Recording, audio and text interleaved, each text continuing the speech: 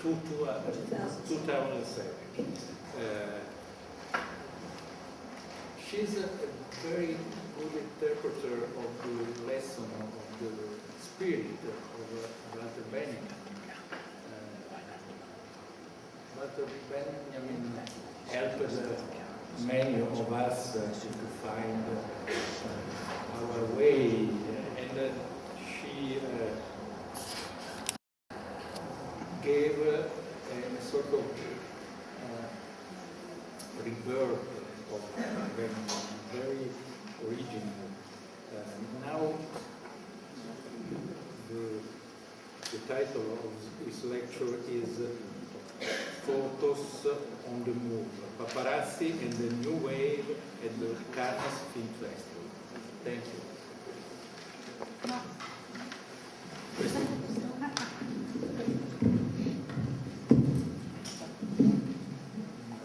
Mi dispiace che non posso fare la mia relazione in italiano, ma tratto di parlare molto lentamente in inglese.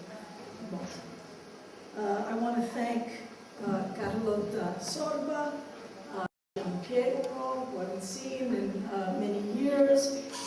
It's really a pleasure to discover new colleagues and to be speaking in a context with two scholars whose work I have admired tremendously, Tim Clark and Mila Dornova, and whose work has been very influential to my own, so I am grateful to have the privilege to be here today. So let us consider this photograph of Warren Beatty and Natalie Wood entering the Palais des Festivals at the Cannes Film Festival in 1962. This image has since been reprinted many times, including in a special, heavily illustrated history of the festival published on the occasion of its 50th anniversary in 1996. It bears the characteristics of much of the photography associated with the festival over the years. The celebrities may be dressed in formal wear, but the photo catches them in a seemingly informal moment. Seemingly informal because they are in motion as they come out of the revolving door and enter the Palais. What more proof could there be that the photo was snapped in an instant than the presence of a revolving door, which would simply eject its occupants or keep them running in circles. In addition, the head in the right foreground testifies to the hustle and bustle of the moment of the photo's taking, a detail as useful as Warren Beatty's raised foot or the odd protrusion under Natalie Wood's silk wrap that any portrait photographer would have seen and adjusted by having her lower her hand had the image been posed. These details are fairly obvious markers that demonstrate that the photo was taken rather than given, an axiom of all photojournalistic practice thought to be brought to its extreme form in what has become known as paparazzi photography. Yet this photo, which I had seen reproduced several times, had been cropped. The photo available for purchase, originally part of the Danma photo agency and now owned by SIPA, was not simply a photo of Warren Beatty and Natalie Wood. Instead, in the photo for sale, the now applied SIPA,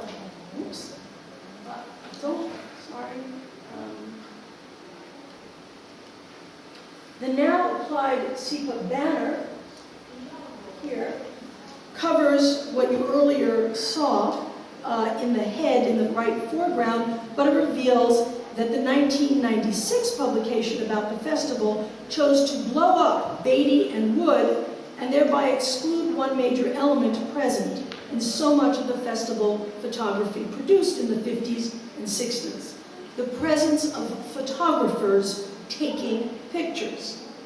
Not only does the original photo include the celebrities and a photographer, it even includes a third party whose eyes are trained on the photographer and his work rather than on the celebrities. In this photo, the photographer is in the foreground, as if to point the viewer to the journalist's act of taking photos, his labor, his daring do, his assertiveness to capture images that we want of celebrities. Ones, as I've said, that are taken rather than given, spontaneous rather than posed, and the photographer will even dress in formal attire to get them. Now, there is nothing unusual about a photograph of the Cannes Film Festival that depicts photographers taking pictures at the same time that it offers this sort of taken celebrity image. It is such photographic practice and its emergence actually called paparazzi photography that I want to examine here today, in which the Cannes Film Festival will serve as more than simply an attractive backdrop.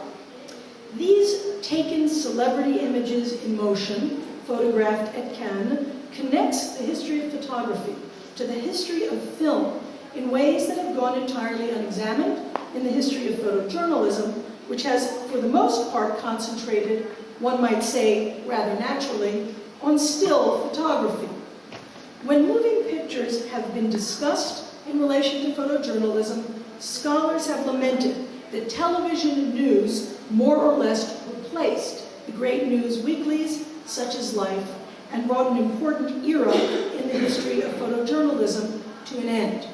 Instead, I would like to describe the interdependent relation between the still and moving photographic image in the early 1960s, which can also help, I hope, offer a perspective on writing intermedial histories more generally.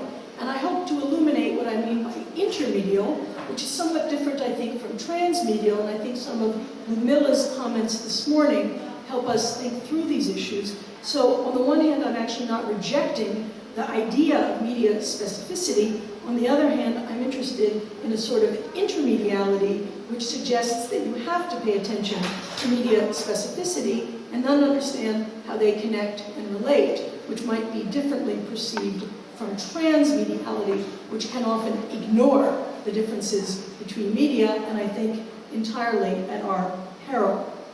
Paparazzi photos are not simply related to the movies because they are pictures of movie stars.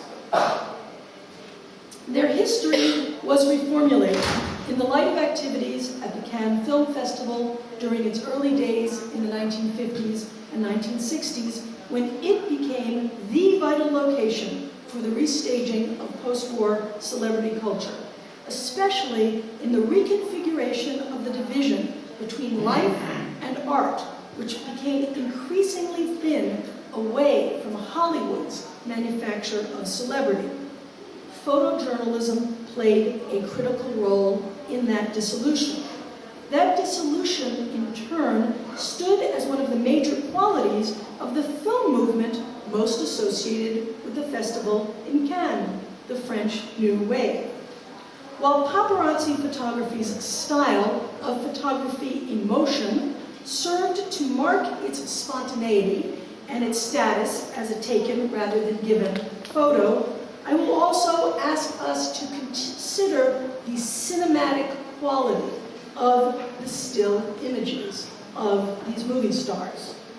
Paparazzi photography's history has, for the most part, been read backwards from our current vantage point of a world filled with long telephoto lenses and photographers willing and able to sit on endless stakeouts because of the enormous pay that can result from attaining a single celebrity image. Our contemporary meaning of paparazzi photography is well summarized by photo editor Peter Howe in his book on the subject.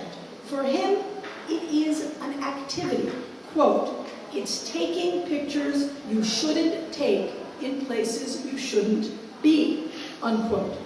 His definition is less, thus, about the photos themselves and more about the conditions under which they have been taken.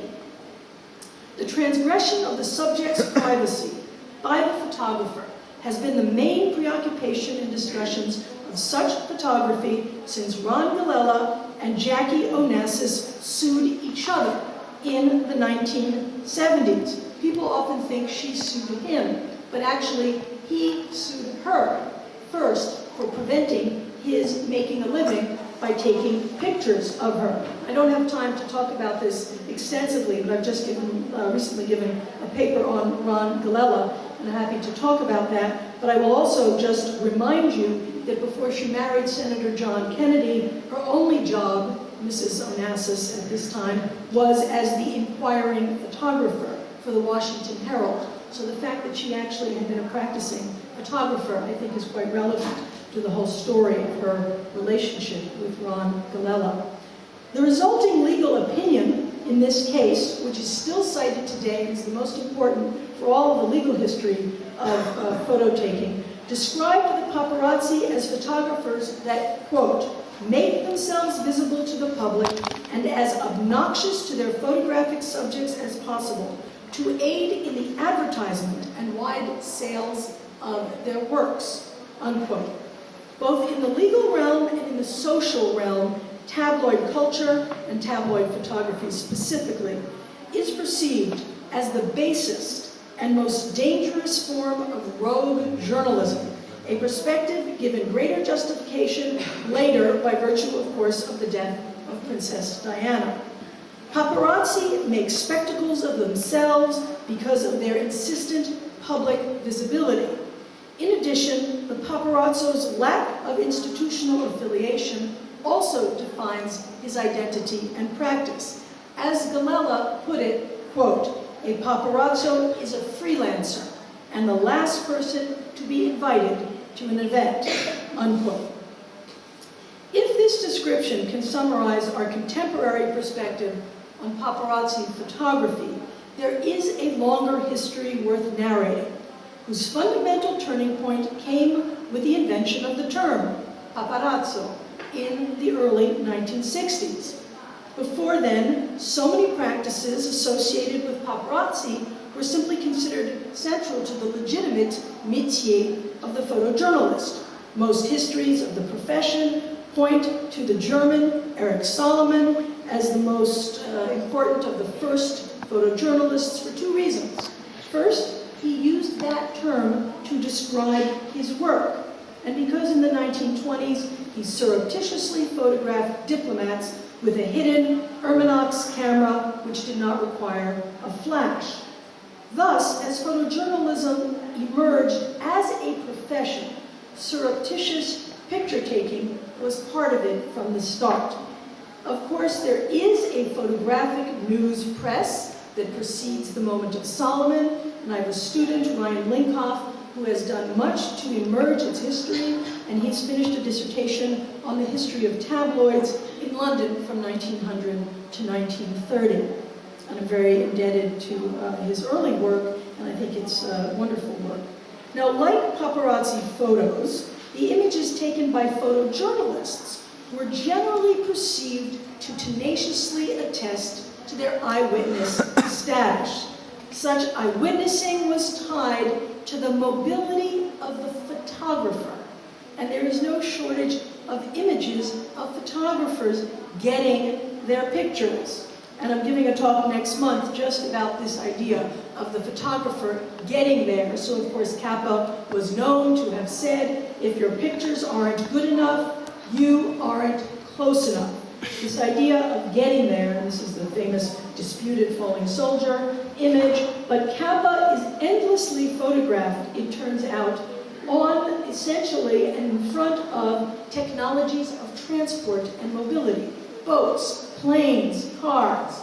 So here I don't want to belabor these images because the talk is going to be long anyway as I speak so slowly, but I do want to suggest how important this idea of the photographer's mobility is to this. This is, of course, the last image of Kappa before he blows himself up walking on a mine in Indochina. But also Weegee. This is the photographer Weegee, who was known to have a specially equipped car with police radio and special portable darkroom. And of course, you all know that the paparazzi have their mopeds and are kind of motorini of a sort. And this is a picture. The driver is Tazio Secchiaroli, who's a very important Italian photojournalist who is often called the first paparazzo. And I think there's some interesting history about whether that's the case, which I'm going to complicate in what follows, I'm sorry to say. Now, these images underscore the physical displacement of the photographer, thus embedding notions of motion into the tradition of taking news pictures, despite the fact that the pictures did not move. So I believe that often photojournalistic images embed within them the story of the motion of the photographer. But again, I can't really develop that here. Now, two other photographic traditions are important as part of the longer-term contextualization of paparazzi photography within the history of the medium and its practices before we return to the birth of paparazzi as such. With street photography, it shares an attempt to capture a candid view of people found in the public. Paparazzi, in fact, were initially so associated with the street that a Time magazine called them, this is paparazzi photographers, street walkers.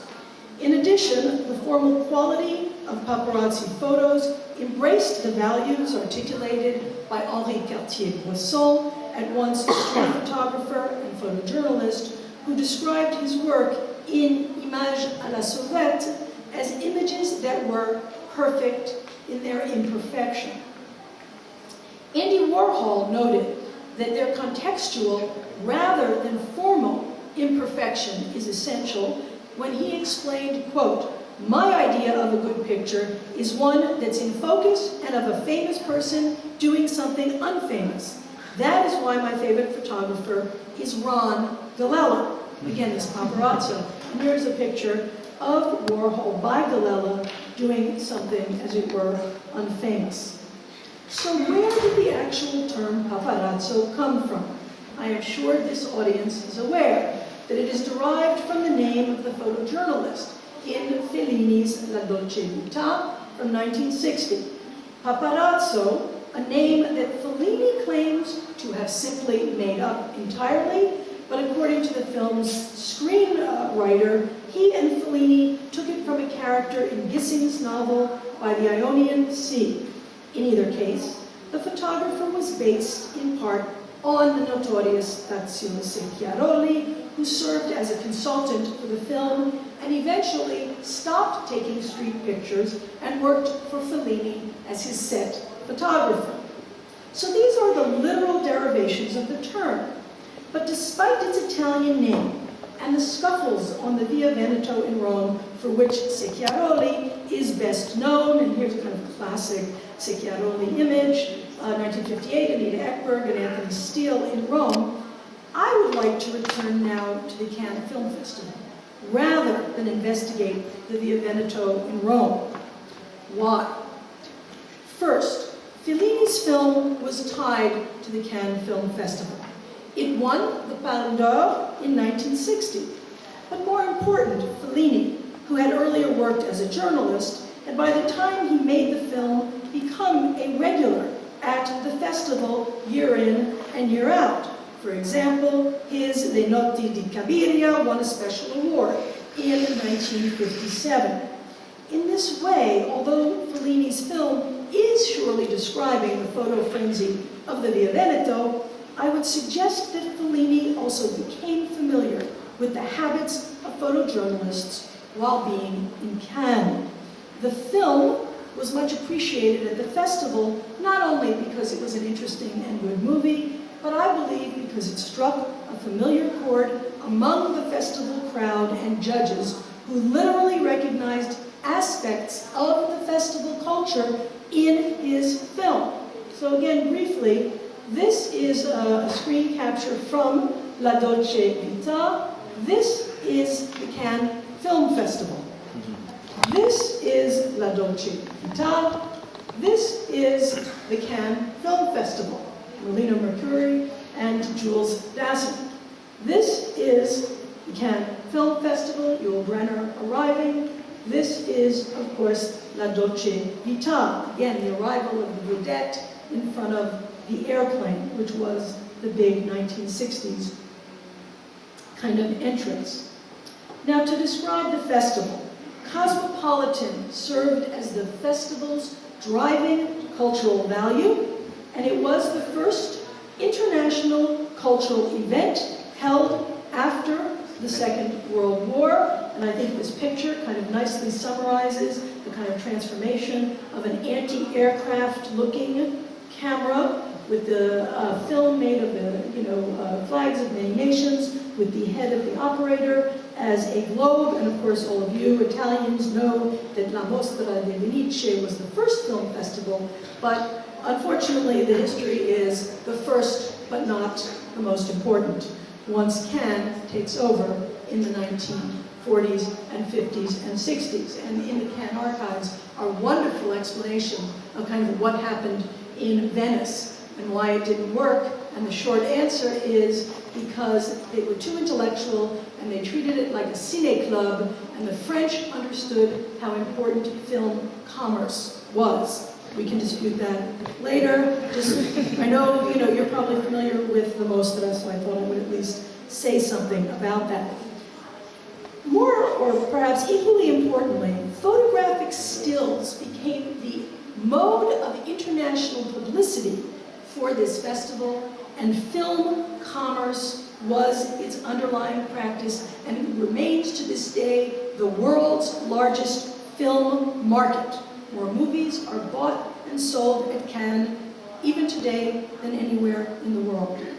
The sheer volume and scale of the Cannes press operation made it a fundamental event in the development of post-war photojournalistic practice, especially in the domain of celebrity and red carpet photography, which was not distinguished at the time from paparazzi photography.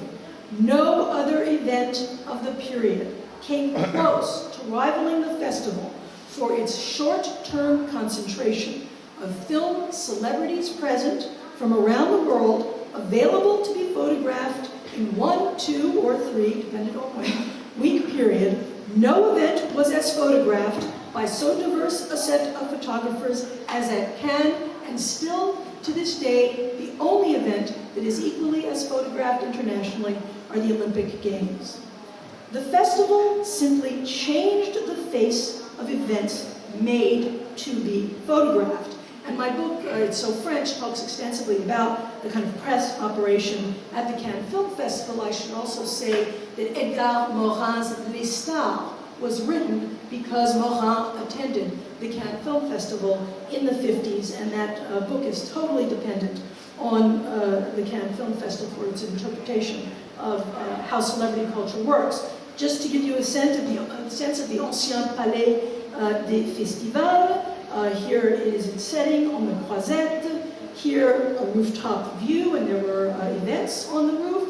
The roof had many flags of many nations, and here to give you a sense of what it looked like photographing from inside, outside, to give you a sense of the kind of carte postale setting of the Palais des Festivals. The photo press at Cannes covered the many events fabricated by the festival's direction. In other words, screening films they understood would not establish the festival as a worldwide stage for international film culture. Instead, they would create press events that would. So for the exclusive ears of the festival organizers, its director, Robert Favre-Lebré, admitted the importance of these events 15 years after the festival had begun. Quote, "If the festival is recognized worldwide, it is much less due to film reviews than to all the extra cinematic events. Whether we like it or not, this is what gives the Cannes meeting its appealing shape and provides an alluring atmosphere that pleases all the foreign guests and provides their memories with lively and brilliant images." And here, just one taste of a fireworks show. This is from 1946, when Europe is suffering from awful austerity, you could say, and they managed to show, to have a fireworks show in Cannes.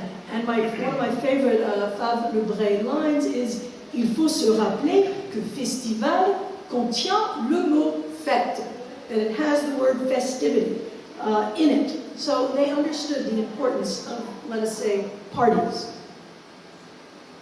Now the press did not simply cover the festival.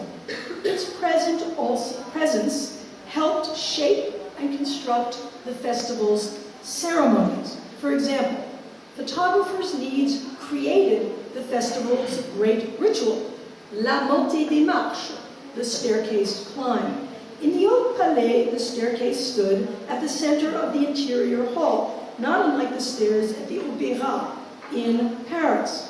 Journalists fought each other to get a photo of the stars as they entered the Palais.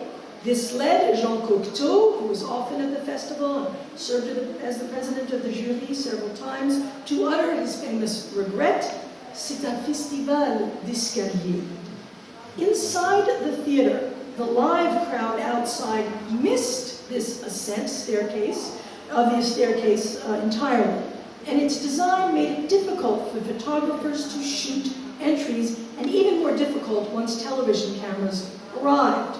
In fact, most of the images of the evening arrivals were taken not on the steps, but like the one you saw of Warren Beatty and Natalie Wood entering the Palais des Festivals. And what this does is mask what really was going on, which is the chaos of the melee of the entry to the festival hall.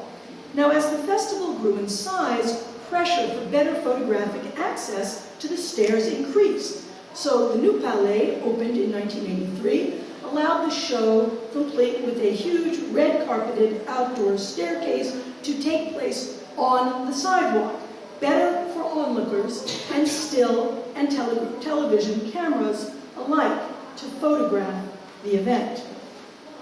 Stars, of course, were the key lure for all these photographers. They were officially displayed, paraded in convertibles on the Croisette, and importantly here, kind of international panoply of stars, Lauren, Dello, and Romy Schneider, who's of course Austrian, and the star of the Sissi films, which were very popular in Europe at the time, and she's also the fiancée of Dello. They were also presented at press conferences. Omar Sharif, who I believe his career is entirely owed to his kind of cosmopolitan, multilingual, could be any nationality but Egyptian character. And of course, most ritualistically, they appeared in formal attire for the evening screening, the apogee of the day's events. Here, Elizabeth Taylor in a diamond tiara with her then husband, Mike Todd, the producer of a 1956 film, Around the World in 80 Days, which played at Cannes. So the other thing that we don't have time to talk about, but Cannes is not a place for art films. Cannes showed Funny Face, Around the World in 80 Days, Ben-Hur. So anybody who thinks it's kind of small film d'art is kidding themselves. The real history of the festival was Mike Todd's Around the World in 80 Days. We've repressed this history. And here I just want to point out again the picture with the head of the here film operator taking the picture, kind of classic Cannes photography. So the evening screening showed stars, of course, going to the movies, as well as stars accompanying their own films. These screenings offered formal and ritualistic star appearances, and as I earlier mentioned, photographers were also required to dress in formal attire to attend the evening's events.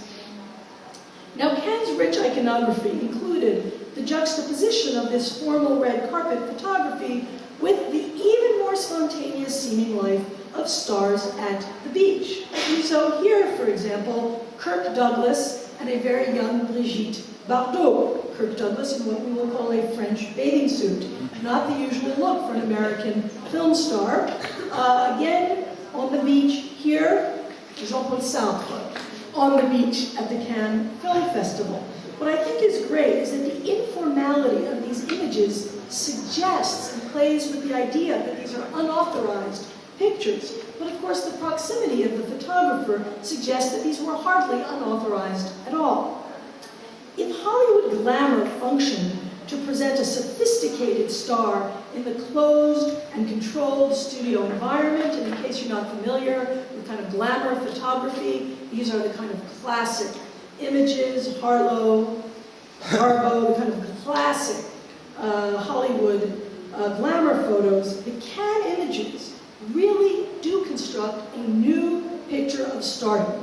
Because in the years leading up to the emergence of the term paparazzi, stars and filmmakers really did stroll freely on the promenade, really did go to the beach, and photographers were able to catch them off guard.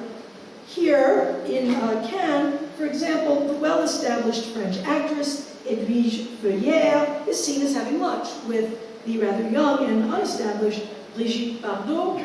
Here, Gene Kelly with Marina Vladi. And again, Kelly had a lot of problems at Cannes, and there's material in the Cannes archives that talk about, we don't want to put him at the Carlton Hotel because Gene has a hair problem, which is to say you see him photographed in a cap because Gene Kelly was bald and wore a toupee, and his great fear was to be photographed not kind of totally covered over and covered up. So spontaneous photos were a big problem for Kelly with his baldness. So again, this idea of being sensitive to these spontaneous photos were very much a part of the festival. Now, photographies were not simply everywhere present at the festival. Their presence became part of the record.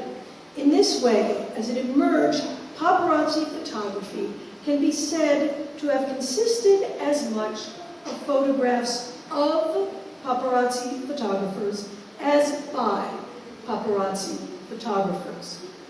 Photojournalists had already begun to develop personae that were often expressed by their own appearance in photographic work, whether having their picture taken at the front, as Kappa always did, or strategically out of their fatigues, as Lee Miller here, of course, the famous David Sherman picture of Lee Miller in Hitler's bathtub, or these kind of ironic self-portraits of the photographer, here Ouija with his camera being photographed with Tony Curtis.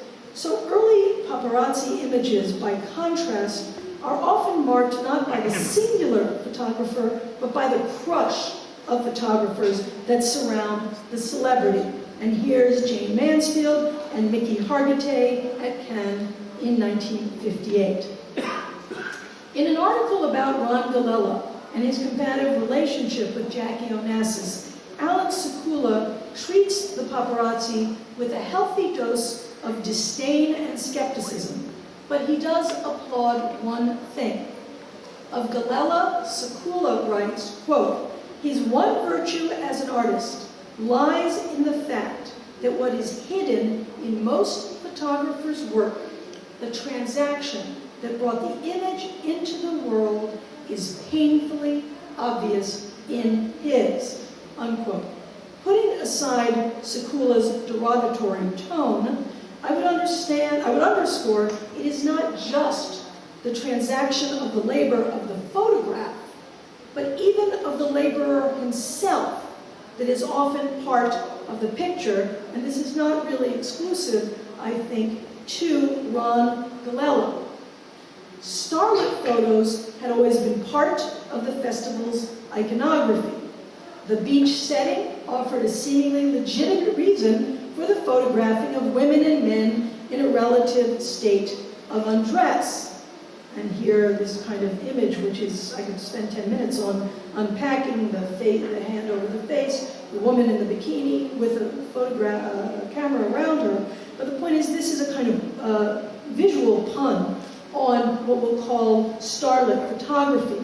But what's important about this is the relationship of such photography to motion pictures. As Life magazine said, quote, "Lady, do you want to get in pictures? You can at Cannes." And this is a pun on having your picture taken, but getting into moving pictures.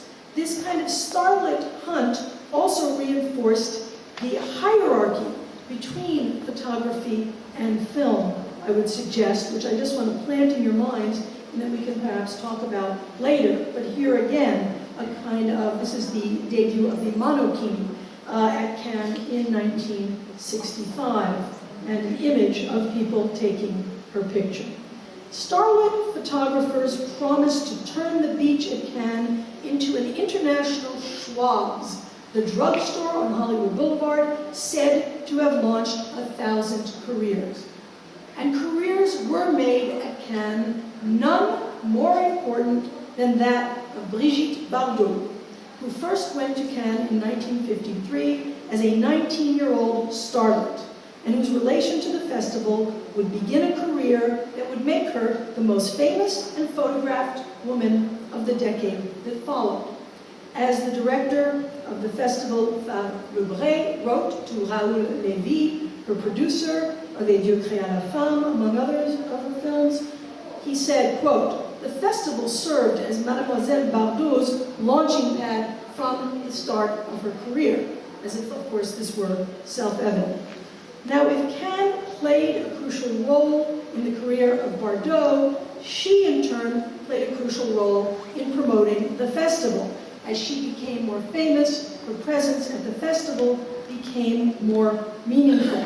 Her first film was Willy Rosier's Manina, whose English title is sometimes called The Girl in the Bikini.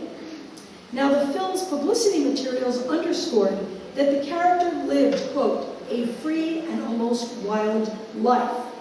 This quality would become the key element of Bardot's style, happily repeated in the beach photos of her at the festival. So what I want to underscore here is the crossover between her film career and her presence at the Cannes Film Festival. Bardot and her then husband, Roger Vadim, mastered the Cannes-style photo by making even arranged photo sessions seem spontaneous. This sort of spontaneity then became synonymous with the acting career, so-called, of Bardot, but its quality and cultivation may well have first been developed for the still photographers on the beach at Cannes. As her early champions, such as François Truffaut, wrote when he was still a film critic, quote, "She is founding a new movement in the cinema," unquote. Yet rather than see this new style as emerging from merely a rejection of the staginess of the traditional French cinema, which is what concerned Truffaut at the time, I want to suggest that Vadim and Bardot first cultivated what became known as a cinematic style in relationship to photojournalism at Cannes. So the clever management of photojournalists helped Bardot go from starlet to star. She had a knack for just showing up on the beach when the photographers were loitering, looking for people to photograph. Like many of the early paparazzi images, the fact that this image is shot at a distance with photographers pictured in the background is not a hindrance to the photo. It is not proof that this is a bad picture, but rather it is proof of its spontaneity. It is an image perfect in its imperfection, as Cartier-Bresson talked of a certain kind of photo. Onlookers with the camera at the ready and the photographer crouching in the right back corner repeats the motif of the necessary appearance in early paparazzi images of the photographer in the picture itself. In a newsletter of the French Film Export Association, known as Unifrance Film, Vadim promoted Bardot as, quote, "the girl of today. I know her well. When she acts, she invents nothing. She drives her own car in Paris with more confidence than a cab driver," unquote. These were the qualities that were to become the great cliches of Bardot's persona, both on and off the screen. Her youth, contemporaneity, mobility, confidence, freedom, with no difference between Bardot in life and Bardot on the screen. How can one photograph the private Brigitte Bardot? Her press notoriety aided, of course, her film career. Her fame in fact, became so tied to press photos that her films began to treat this phenomenon as well.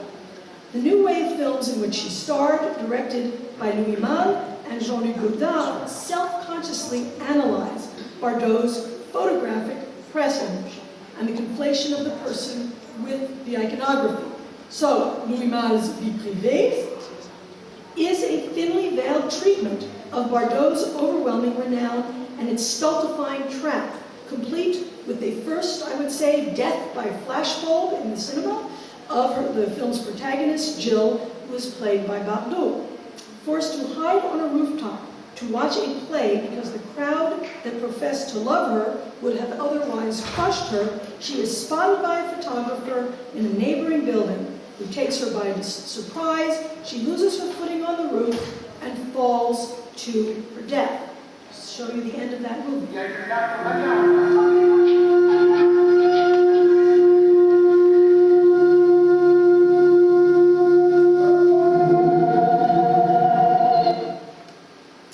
There's a lot to say about that. This death, of course, transpired long before Princess Diana's brother would claim that the paparazzi had killed his sister in 1997. Jean-Luc Godard's Le Mépris, 1963, is as much about Bardot and filmmaking as it is the Moravia novel on which it is based. The interest in Bardot's photographic celebrity is also evidenced in two films that were made during the filming of Le Mépris. While on the last location set in Capri, at the isolated Villa Malaparte, another New Wave filmmaker, Jacques Rosier, who had recently had an enormous success with his own fiction film, Adieu Philippines, made two short films about Bardot and her relation to the press. Le Parti des Choses, Things as They Are, The Nature of Things, and a film simply called Paparazzi. We thus see, only 2 years after the Fellini film, the term paparazzi had become common currency to describe a certain kind of photojournalism. Both of those films are explicitly about the necessary and, by definition, vexed relationship between the paparazzi and the most photographed woman in the world. And I want to spend a few minutes talking about this film, especially Paparazzi. The film expounds on the difference between authorized and unauthorized picture taking, depicting photographers as opportunistic hustlers and Bardot as their victim. Yet at the same time, it offers its viewers secret behind-the-scenes images of Bardot on the set of Le Mépris, and thus indulges the same audience desire to see Bardot unposed and spontaneous. Although the film was obviously shot with the permission of both Godard and Bardot, it is not visually presented as such, since Rosier's camera is often placed at a distance in order to take in the complexity of the location shooting and the difficult circumstances of the paparazzi practice. He shows them hiding in the bush above the location, in contrast to Bardot's official set photographer, Jicky Dussard, at work photographing her while simultaneously filming Godard filming the feature. In other words, visually, although he is sanctioned to be on the set, Rosier reproduces the paparazzi perspective for the film's audience. Now I want to show you a fairly extended clip, about 5 minutes, of the film Paparazzi. So here's the title of it, and here we go. Là, 17 mai, une demi-heure avant d'embarquer pour Capri, le bateau n'est pas encore à quai, Brigitte est dans cette voiture et voudrait bien sortir.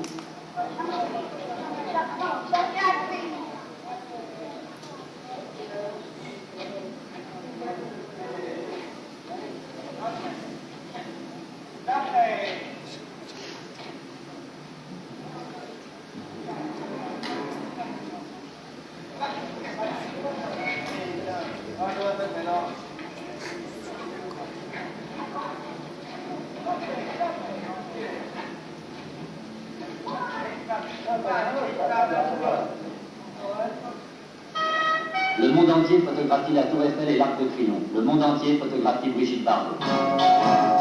Pourquoi cette race du Brony Junior? Parce que ce n'est pas seulement actrice qui passionne les foules, mais dans la vie. Pour les directeurs de journaux, elle est une aussi bonne affiche que pour les producteurs de films. Et depuis des années, une certaine Brigitte Bardot doit jouer en permanence le rôle de...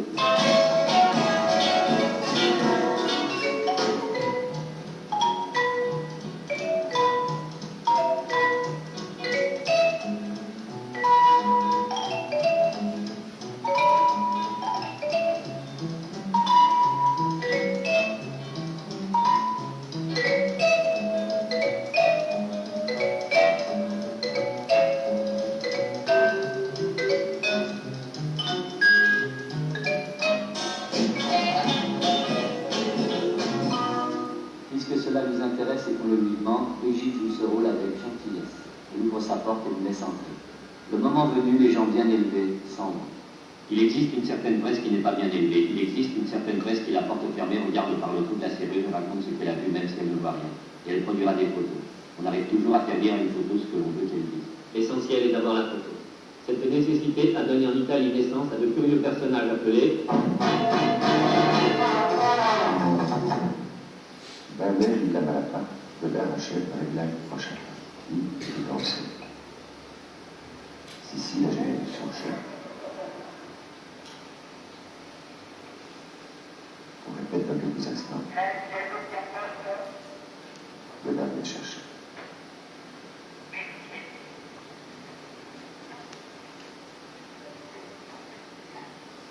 Dans la scène est tournée, Michel Piccoli, ton mari dans le film.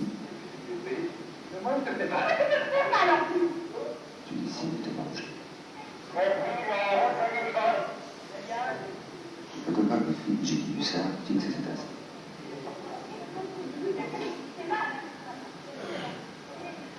Ou aussi le suivant, pour se faire pardonner, Michel Piccoli, tel à remonter l'image.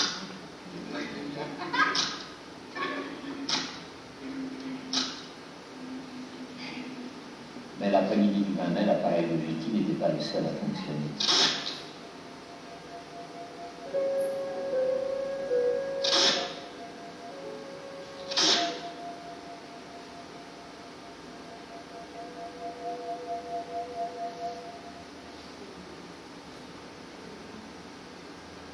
Ces photos intimes sont plutôt mauvaises, cependant il arrive que certains journaux y trouvent un document précieux, tout simplement utile.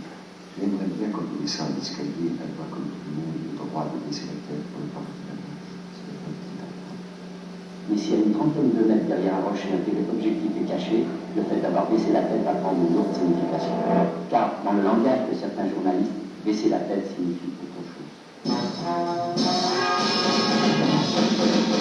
Le journal en question ne jugera pas utile de dire que la photo a été prise en Italie, à la Villa Malata.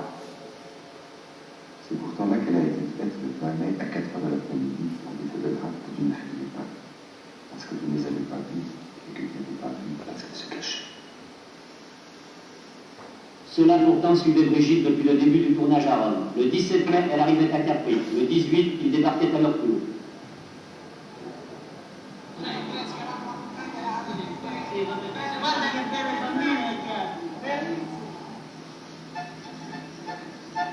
Notice again the car. Ils venaient de Rome tout exprès, n'étaient pas des amateurs et répondaient au nom d'eux. Ciao, Valente Ivano, agenzia fotogiornalistica Valente. Paolo. Équipement des paparazzi. Le téléobjectif de 300 mm, ouverture 3.5.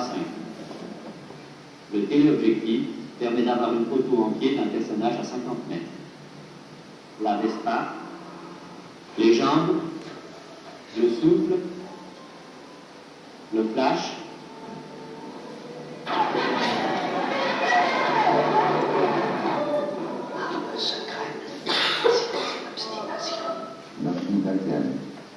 So there's, of course, a lot to unpack in that clip, and I hope we could do some unpacking more than I'm about to do in our conversation. What I want to say is that art and life in some way had come together for Bardot, the star, as much as for her audience. In an interview with Pete Hamill a few years later, she said, "I am Brigitte Bardot, and that Brigitte Bardot, the one I see in the magazines and the newspapers, the one up on the movie screen, that Brigitte Bardot will never be 60. Don't you agree?" Bébé retired entirely from the world of entertainment in 1973 at the age of 39. She stopped making movies, moved permanently to her estate, La Madrague in Centro, having perhaps truly been the first person to really be famous for being famous. So in sum, Bardot's career also suggests an important and overlooked link between photojournalism and film. Film did not simply provide stars for paparazzi photographers to picture. The demythologizing of the star and the conflation of Bibi, the person, with Bébé, the actress, would make life itself the best celebrity show in town, while the Cannes Film Festival provided a staging of this phenomenon year in and year out on an unprecedented scale. This yearly belch of image making stoked the need for such photos year-round when they truly were harder to attain, and which thus developed into a more explicitly candid camera experience in which celebrities were often provoked into unflattering encounters with the photographers, which were then reproduced, sparking the development of the more aggressive form of paparazzi photography with which we are familiar. Although certain photographers, such as Leo Mirkin and Edward Quinn, worked the festival every year, their estates have only recently published collections of their photos from the south of France with a heavy representation of the festival. It was not until later in the 70s and 80s with such photographers as Ron Galella, Daniel Angeli, and the playboy Jean Pigozzi that the paparazzo, as the singular artist-photographer, really emerged, and there is, as yet, no art historical or scholarly treatment of their photography, although currently there is a Ron Galella Paparazzo Extraordinaire show in Berlin right now. The publications of their books are strictly coffee table books used to exploit the famous people pictured within their covers, yet again with no analysis. It is fair to say that paparazzi photographers remain among the best paid and least well-respected photographers at work today, while commercial fashion photographers such as Cecil Beaton, Richard Avedon, and Helmut Newton have already been elevated to auteur status, and Ouija was enshrined in MoMA in his own day and has been the subject of no fewer than 2 current exhibitions, one here, Naked Hollywood, in LA right now. However high or low Ouija was, the same cannot be said for a single paparazzo photographer. Nor perhaps is auteur treatment necessarily the most appropriate way to study their contributions. So finally, it is no mere historical coincidence of timing. I am suggesting that the Cannes Film Festival took root as something actually labeled and called paparazzi photography emerged. Cannes not only helped bring the stars down to earth through photojournalistic practice, but that practice also contributed to changes in film style embodied in the new wave. If glamour photography developed inside the highly contrived world of the studios and supported their artificiality, the new wave's natural style fit the paparazzi culture of Cannes. We thus may need to reconsider the defining freeze-frame moment of Les 400 coups in the context of the connection between photography and film. When Les 400 coups won an award at Cannes in 1959, it was a key turning point in the movement's history. The celebration was marked by the appropriate, triumphant entourage of eager photographers seeking to capture the moment, lifting the boy star Jean-Pierre Léaud, leaving behind the classic Cannes photograph that catches them all in the act. Thank you.